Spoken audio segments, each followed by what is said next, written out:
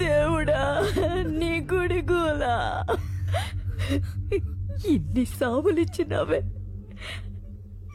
కొన్ని కన్నీళ్ళిచ్చినావు. జరగాల్సిన పనులు చాలా ఉన్నాయి చిన్నయ్య. చిన్నయ్య చిన్నయ్య లే చిన్నయ్య, చిన్నయ్య లే చిన్నయ్య. అయ్యా చిన్నయ్య,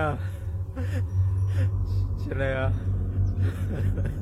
వదిలి చిన్నయ్య, అయ్యే నొలికిలు కంపాలా, వదిలేయా.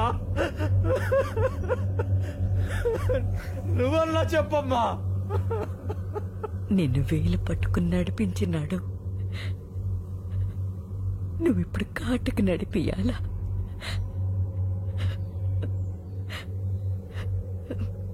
వీరా, ఇంక నువ్వైనా వదలరా అయ్యా.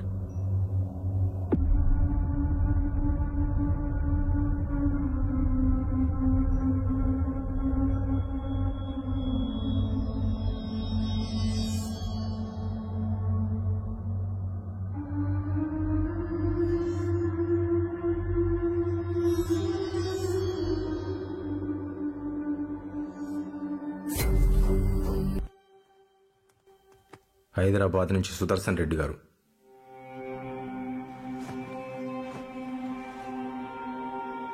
చెన్నయ్య లైన్లో ఉన్నాడయ్యా. సారీ బాబు, రావడం పడలేదు.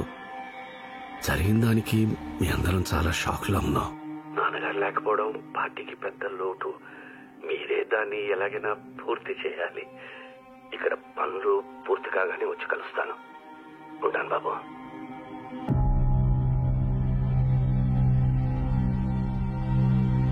ఇదే సొంత చెన్నయ్య, బసిరెడ్డి కొడుకు తలకాలేపుదాం.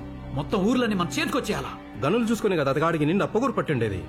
ఎట్లయినా చేసి అది కూడా మనమే చేద్దామప్ప. ఊళ్ళో ఇల్లుండాదా, ఇంట్లో ఊరుండాదా? మీ బగిసికి బసిరెడ్డి కొడుకు సాలా? బెంగళూరులో ఉన్నవాని మనోని కూడా సంపితే సాల్నా?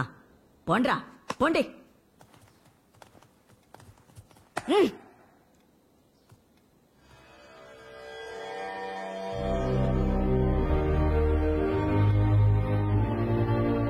పంతొమ్మిదేండ్లప్పుడు ఎత్తకొచ్చి మరీ చేసుకున్నాడు. నా సుగునా అంట పొగలు పొద్దులు కూకులా ఇడిసిపెట్టకుండా తిరుగుతాండే. నువ్వు కడుపున పడినాకే మీ అమ్మని గెలిసేసినాననుకున్నాడు ఏందో. దాన్ని వంటింట్లో వదిలేసి వరండాలకు పోయి ఊరిని గెలిచడం మొదలుపెట్టినాడు. మళ్ళీ లోపలికొస్తాడని 25 ఏండ్లు చూసింది మీ అమ్మ. ఆడ్నుంచి అట్నే బాయ్.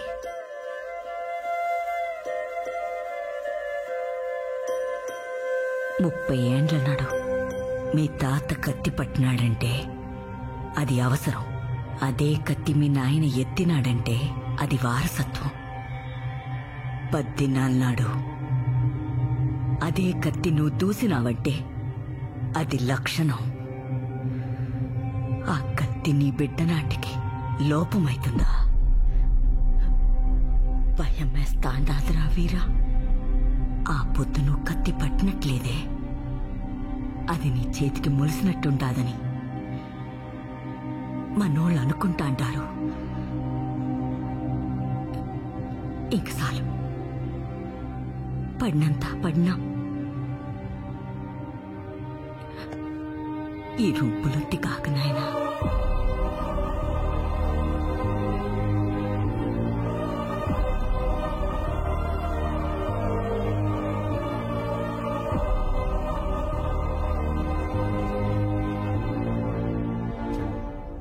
దండాలియా. ఎవరుమా నువ్వు? నాగమణి చిన్నయ్య, శివయ్య పెళ్ళాం. ఈ పొద్ద రేపా అనేటట్టుండావే. ఏంటికి పాపా ఎండను పడి ఎంత దూరం వచ్చినావు?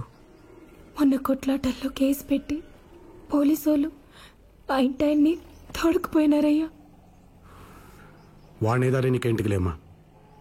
నేను వకీల్తో మాట్లాడి వాడిని బెయిల్ మీద తోడుకొస్తాలే. నువ్వు ఇంటికి పో. వద్దునే వద్దు చిన్నయ్య, ఓనికి బెయిల్ వద్దు. అయ్యో రామరెడ్డి, దాహం తీసుకురా. చిన్నయ్య, బయట మన వాళ్ళు మాట్లాడుకుంటా అన్నారు. బసిరెడ్డి కొడుకుని చంపుతారంటనే. ఇప్పుడు మా మగోడు బయటకు వచ్చినాడంటే కత్తి పట్టుకుని ఆ నల్లగుడి మీదకు పోతాడు. ఆడనే పగోళ్ళు చంపినారంటే పుట్టింది ఏ బిడ్డని కూడా తెలియదు కదయ్యా. వద్దు చిన్నయ్య, వాడికి బెయిలొద్దు. వాడు జైల్లోనే ఉంటే కనీసం మేలాకొట్లోనైనా బిడ్డని చూపిస్తాం. వాడు బయటకు వచ్చినాక ఎట్టాగు మీ చేతిలో కత్తే కదయ్యా. రాతిద్దే అనుకుంటాం. ఇక దడ్డ పెడుతొచ్చింది. వాడిని బయటకు తీసుకురాదయ్యా, బయటకు తీసుకురాదయ్యా.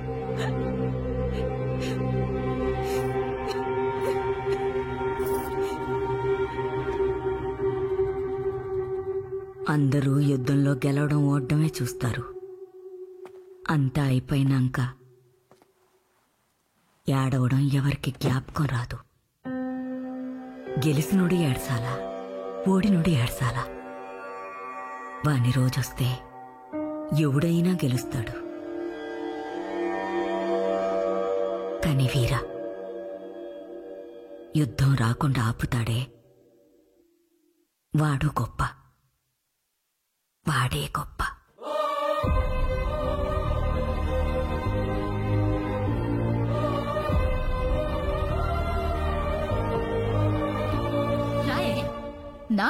నా కోడలంటా పోరి పోరి పిలిపించినారు. దాని మెళ్ళో తాళి బొట్టు బళ్ళగాని నా మొహం మీద బొట్టు తుడిపేసినారు. చాలు, ఈ కొంపకు ఆడబిడ్డని పంపే కంటే మెడకి బండగట్టి పెన్నెట్లో తోసేది మేలు. పుణ్యమన్నా వచ్చాది. ఏంది పాప యోచన? బొట్టు పెడతారనా? ఎవరు పెట్టేది? ఇంటి నిండా ముండ మూసినారులే. పోయి దేవరమ్మల బొట్టు పెట్టుకొనిరా పో.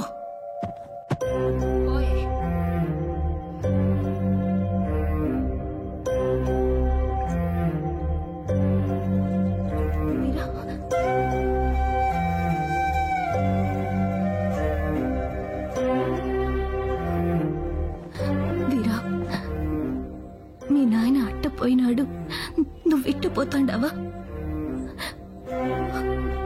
ఈయనే ఉంటే ఆయన పోయాడనే బాధ, ఆయన్ని చంపినారనే కోపం తప్ప వేరే దారి కనపడట్లేదమ్మా. ఎతకని అయినోళ్ల కోసం కత్తి దూశాను, అదే అయినోళ్ల కోసం కత్తి వదలలేనా? వెళ్ళి